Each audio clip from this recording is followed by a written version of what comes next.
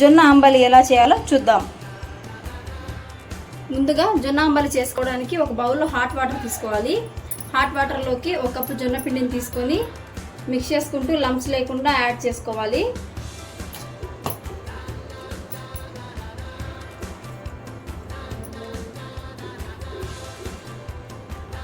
ఇలా లంప్స్ లేకుండా బాగా మిక్స్ చేసుకున్న తర్వాత ఈ మిశ్రమంలోకి మనకి అన్నం ఉడకపెట్టి వంపిన గంజి ఉంటుంది కదా, ఈ గంజిని యాడ్ చేసుకోవాలి. కన్సిస్టెన్సీ పల్చగా ఉండాలండి. ఇలా పల్చగా ఉంటే మన గంజి అనేది టేస్ట్ చాలా బాగుంటుంది. నేను ఒక కప్పు పిండికి 1.5 కప్పు గంజిని యాడ్ చేస్తున్నాను. ఇలా ఈ మిశ్రమాన్ని ఉంటలు లేకుండా బాగా మిక్స్ చేసుకున్న తర్వాత ఇప్పుడు స్టవ్ ఆన్ చేసుకుందాం. ఈ మిశ్రమంలోకి రుచికి సరిపడా సాల్ట్ యాడ్ చేసుకొని స్టవ్ లో ఫ్లేమ్లో పెట్టుకొని 15 నుంచి 20 నిమిషాలు బాగా కుక్ చేసుకోవాలి. చూడండి, జొన్న అంబలిని ఒక 10 నుంచి 20 నిమిషాలు బాగా కుక్ చేసుకున్నాము. ఈ మిశ్రమాన్ని స్టవ్ ఆఫ్ చేసుకొని చల్లారి పెట్టుకోవాలి. మట్టి కుండ ఉన్నట్లయితే మట్టి కుండలో పెట్టుకొని నైట్ అంతా బాగా ఊరిన తర్వాత మార్నింగ్ దీన్ని టిఫిన్గా తీసుకోవాలండి. కోడో మిల్లెట్ కొరియాండర్ రైస్ చేసుకోవడానికి ముందుగా కోడో మిల్లెట్స్ని ఇలా బాయిల్ చేసి పెట్టుకోవాలి. ఒక కప్పు కోడో మిల్లెట్స్కి మనం 2 కప్స్ వాటర్ వేసుకొని 2 విజిల్స్ కుక్ చేసుకుంటే సరిపోతుంది. అలాగే 2 కప్పుల కొత్తిమీరని ఇలా మిక్సీలో పేస్ట్ చేసి పెట్టుకోవాలి. ఇప్పుడు కొత్తిమీర రైస్ చేసుకుందాము. కొత్తిమీర రైస్ చేసుకోవడానికి స్టవ్ ఆన్ చేసుకొని కడాయి పెట్టుకున్నాము. 2 స్పూన్స్ ఆయిల్ వేసుకున్నాము. ఆయిల్ వేడెక్కింది. ఆయిల్లోకి ఒక బిర్యానీ ఆకు 3 లవంగాలు వేసుకుందాం. మసాలా దినుసులు వేగాయి. ఇప్పుడు మీడియం సైజ్ ఒక ఆనియన్ కట్ చేసి యాడ్ చేసుకుందాం. ఆనియన్స్ వేగాయి కదా, ఇందులోకి 2 రెమ్మల కరివేపాకు, ఒక పచ్చిమిర్చి, అలాగే ఒక కప్పు క్యారెట్ని యాడ్ చేసుకుందాం.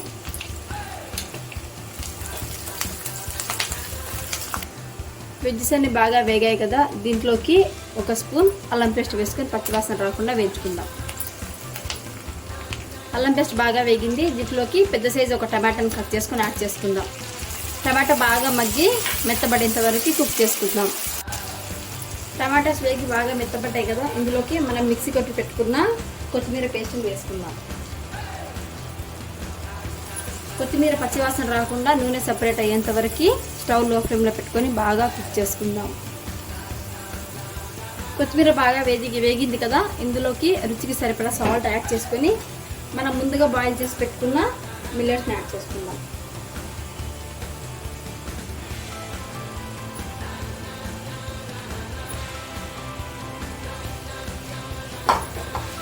ఈ మిశ్రమాన్ని బాగా మిక్స్ చేసుకొని లో ఫ్లేమ్లో ఒక 5 నిమిషాలు కలుపుకుంటూ కుక్ చేసుకుందాం.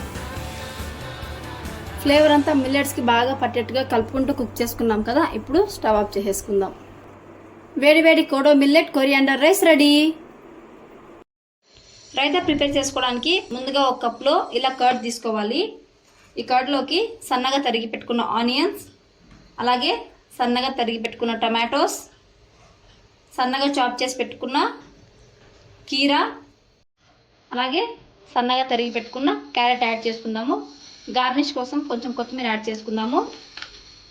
రుచికి సరిపడా సాల్ట్ యాడ్ చేసుకోండి, అలాగే కొంచెం పెప్పర్ పౌడర్. ఇవన్నీ వేసి బాగా మిక్స్ చేసుకోవాలి. చూడండి, రైతా రెడీ. ఇప్పుడు వెజిటేబుల్ సూప్ ఎలా చేయాలో చూద్దాం. వెజ్ సూప్ చేసుకోవడానికి స్టవ్ ఆన్ చేసుకొని కడాయి పెట్టుకున్నాను. 1 స్పూన్ ఆలివ్ ఆయిల్ వేసుకుందాం. ఆలివ్ ఆయిల్ లేకపోతే సన్ఫ్లవర్ ఆయిల్ కూడా వేసుకోవచ్చు. ఆయిల్లోకి సన్నగా ఇలా దంచుకున్న వెల్లుల్లి వేసుకుందాము. అలాగే ఒక మీడియం సైజ్ ఆనియన్ కట్ చేసుకుని వేసుకుందాము.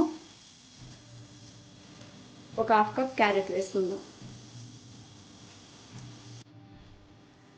ఆనియన్స్ క్యారెట్ కొంచెం మెత్తబడ్డాయి కదా, ఇందులోకి 1 రెమ్మ కరివేపాకు, అలాగే గ్రీన్ పీస్, సన్నగా కట్ చేసి పెట్టుకున్న 1 టమాటో, ఒక 1/2 కప్పు క్యాబేజ్. ఇవన్నీ బాగా మిక్స్ చేసుకుందాము ఒక 2 to 3 మినిట్స్. ఈ వెజ్జెస్లోకి ఒక 1/2 టమాటో ప్యూరీని వేస్తున్నాము. టమాటో ప్యూరీ తోటి మనకి టేస్ట్ అనేది చాలా బాగుంటుంది. ఈ టమాటో ప్యూరీ వచ్చేసి 1/2 టమాటోని మిక్సీకి వేసుకుంటే సరిపోతుంది, అదే మనకు పేస్ట్ లాగా వస్తుంది. ఇప్పుడు ఈ మిశ్రమంలోకి కొంచెం వాటర్ యాడ్ చేసుకుందాం.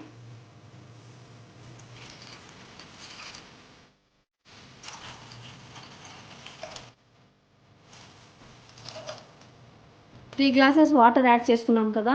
ఇప్పుడు ఈ వెజ్జెస్ అన్నీ బాగా మెత్తగా బాయిల్ అయ్యేంత వరకు 15 to 20 మినిట్స్ మీడియం ఫ్లేమ్లో పెట్టుకొని బాగా ఉడికించుకుందాం. వెజ్జెస్ అన్నీ బాగా బాయిల్ అయ్యి వాటర్ కూడా బాగా దగ్గర పడింది చూడండి. సూప్ ఎంత చిక్కగా వచ్చిందో. ఇప్పుడు దీంట్లోకి కొంచెం పెప్పర్ పౌడర్ యాడ్ చేసుకుందాం, 1/2 స్పూను. అలాగే రుచికి సరిపడా సాల్ట్, ఒక 1/2 లెమన్. మీ టేస్ట్ని బట్టి లెమన్ యాడ్ చేసుకోండి. ఈ 3 మిక్స్ చేసుకొని బౌల్లో సర్వ్ చేసేసుకుందాం. Tasty veg soup ready. Foxtail coconut rice చేసుకోవడానికి ముందుగా కొర్రల్ని తీసుకొని ఇలా ఉడికించి పెట్టుకోవాలి. 1 కప్పు కొర్రలకి 2 గ్లాసుల వాటర్ వేసేసుకొని బాగా కుక్ చేసుకోవాలి. 1 కప్పు కొబ్బరిని ఇలా తురుముకొని పెట్టుకోవాలి. ఇప్పుడు మిల్లెట్ కోకోనట్ రైస్ చేసుకోవడానికి ముందుగా స్టవ్ ఆన్ చేసుకొని కడాయి పెట్టుకున్నాము. కడాయి హీట్ ఎక్కిందండి. కడాయిలోకి 2 స్పూన్స్ ఆయిల్ యాడ్ చేసుకుందాం. ఆయిల్ వేడెక్కింది. ఆయిల్లోకి కొంచెం జీలకర్రను వేసుకుందాం. జీలకర్ర వేగింది. ఇప్పుడు 3 ఎండుమిరపకాయలని ఇలా తుంచేసి వేసేసుకుందాం.